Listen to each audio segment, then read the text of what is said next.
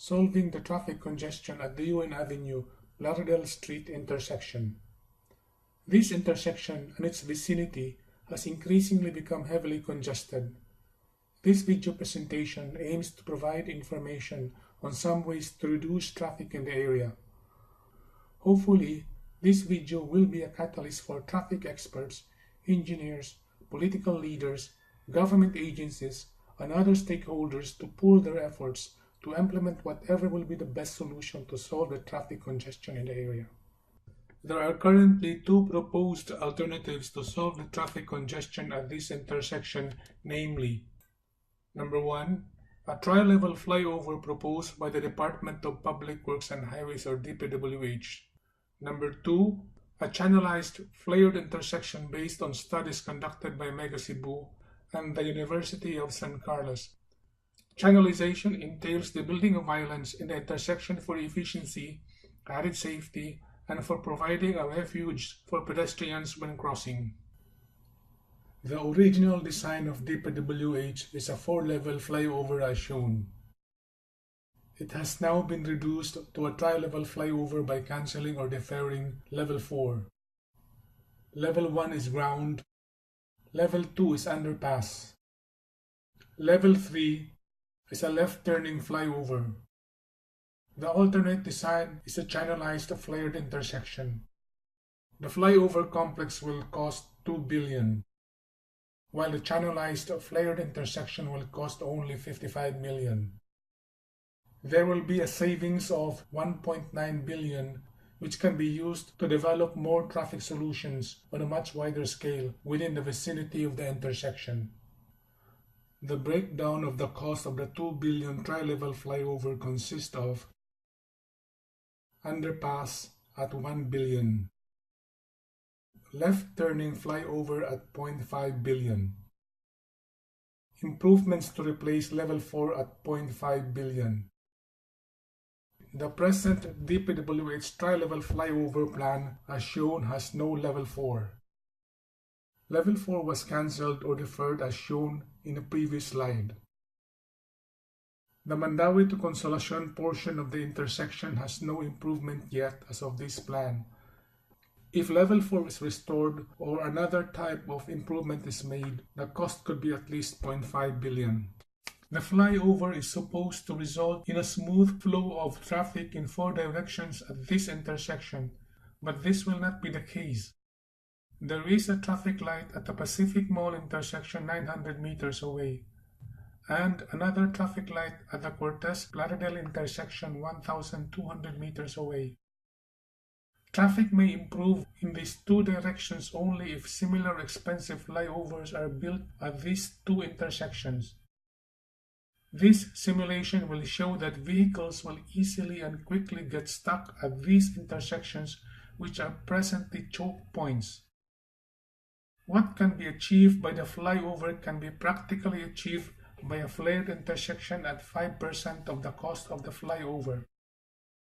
Improving traffic at one intersection in only 2 directions is not worth the expense of $2 billion. Project studies by the University of San Carlos were made to solve the traffic congestion in the vicinity of the UN Plaridel intersection. 2 studies have been made on the UN Plaridel intersection. To further reduce traffic in the vicinity, USC also did a project study on the AC Cortez Plaridel intersection. These studies of USC graduating civil engineering students were supervised by engineer Lynn Madrona. She has a master's degree in transportation engineering from the Asian Institute of Technology. She is currently a professor and a reputable traffic consultant of the Cebu City Transportation Office and Mega Cebu. The Mega Cebu Subcommittee on Infrastructure did additional studies to complement the USC studies. All studies made by USC and the Mega Cebu Subcommittee were done at no cost to the government. These are the sample contents of the studies. Design process. Design of signalization. Massive traffic counts. Analysis of traffic volumes. Equations used and sample calculations. Comparative analysis. Determination of the best alternative. The channelized flared intersections were chosen because they are as effective as a flyover and are very cheap to build. This slide will show what a budget of 2 billion can do to solve the traffic congestion at the UN Plaridel intersection. One tri-level flyover versus 17 ground improvements consisting of 9 flared intersections with traffic lights, additional 4-lane Butuanon Bridge, 20 pocket lanes, a 5.4-kilometer bypass road with bike lanes, wide sidewalks, and massive landscaping. This slide will show the top view features of the tri-level flyover and the 17 ground improvements. The influence area of the flyover is only here. The influence area of the ground improvements is much bigger. The 9 ground intersections are shown in green circles. The additional bridge is here. The road widening is shown in this blue line. A shortcut option is shown in this dotted blue line. It will have lower construction cost but higher road cost. The road opening portion is shown in this pink dotted line.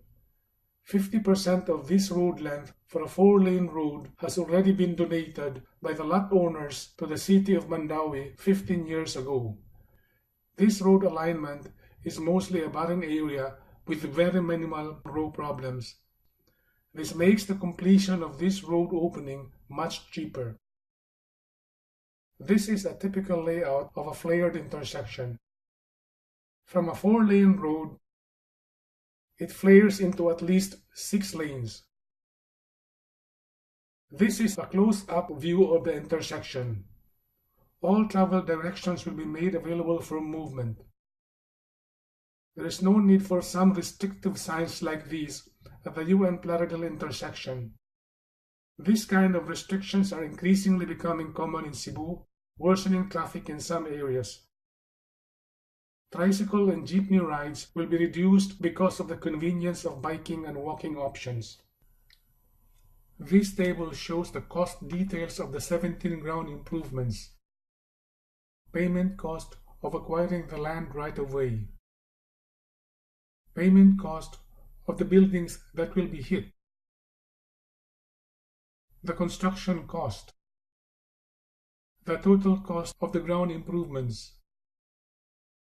The tiny numbers on the left of these columns are the rough calculations by the land row cost and construction cost. This table summarizes the benefits and cost comparison of the flyover versus the 17 ground improvements. The breakdown of the cost of the ground improvements is as follows. Land row is 790 million. Building row is 682 million. Construction cost is only 528 million.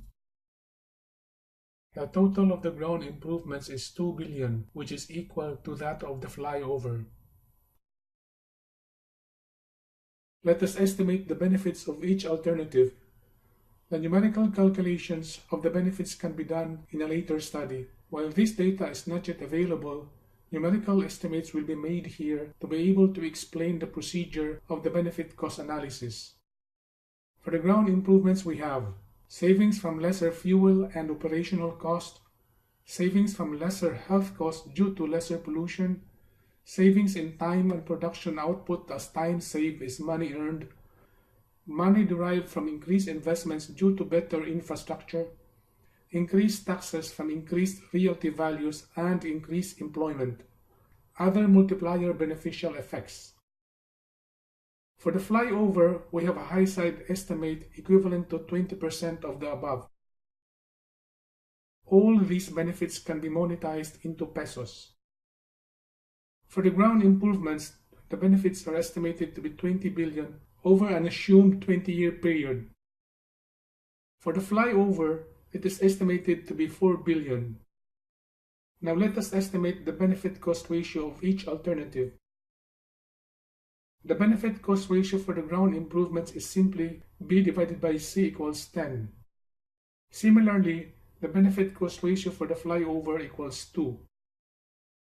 Comparing the benefit-cost ratio for both, the ground improvements alternative is 5 times better than the flyover. Let us look at the comparison of the road cost and construction cost of the two alternatives.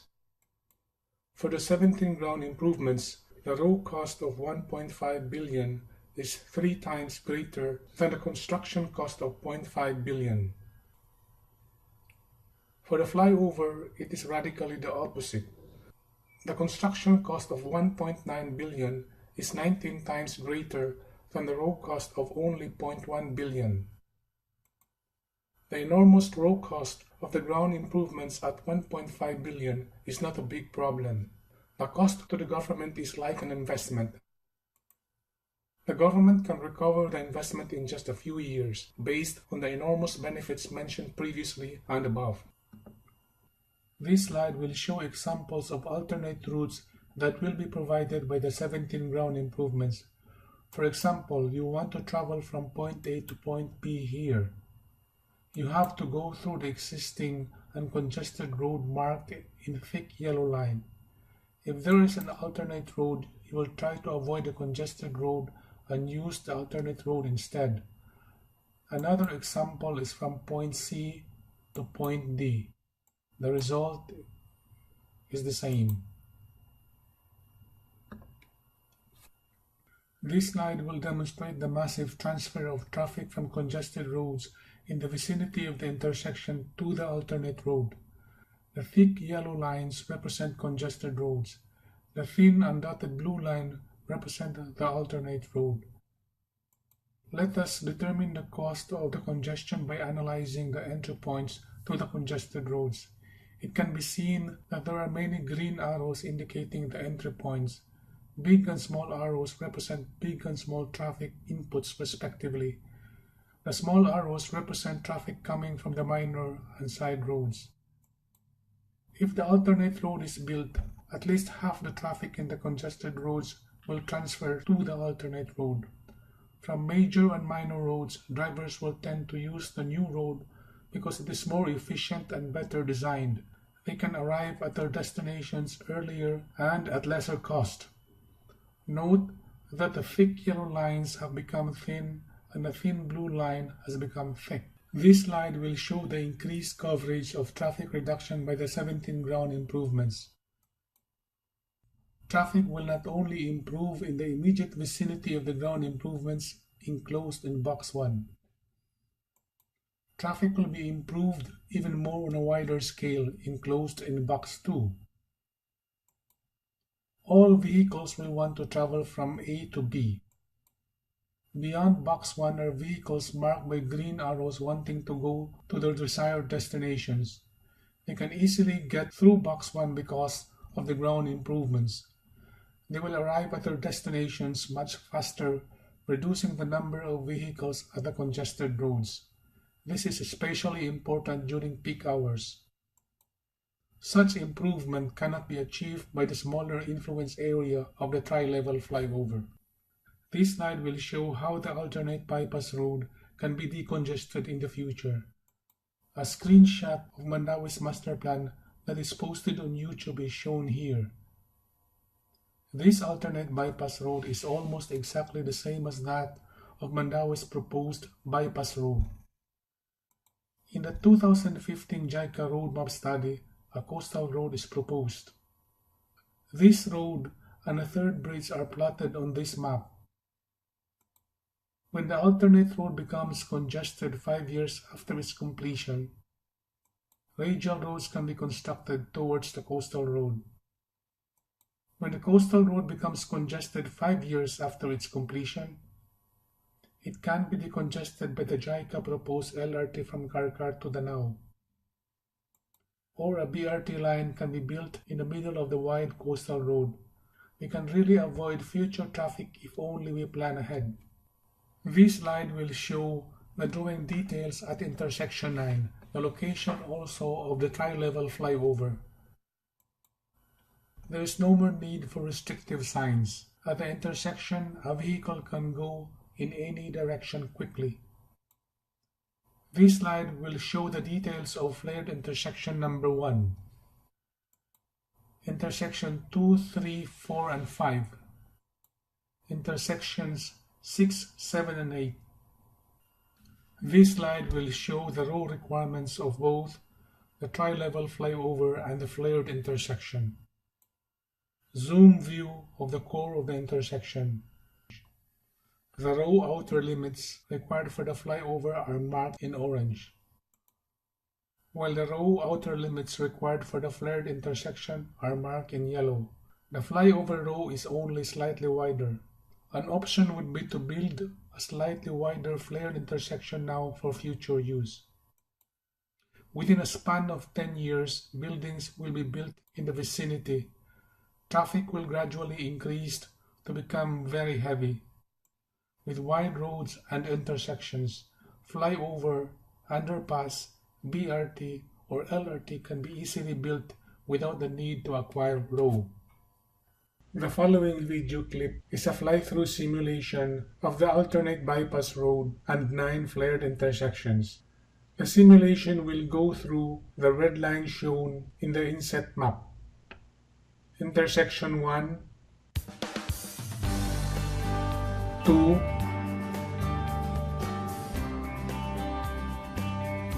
3,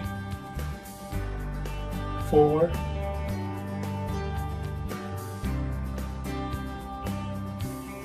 5,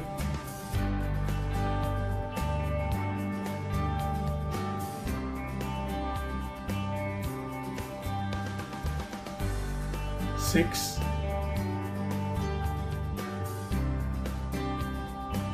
9, 7,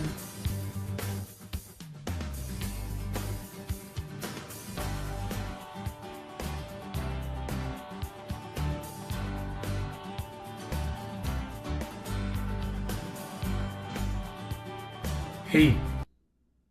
This slide is a questionnaire to solicit information from the viewers of this video. To respond, pause this video and read the instructions at the bottom of this page. These are the people that contributed to the contents of this video.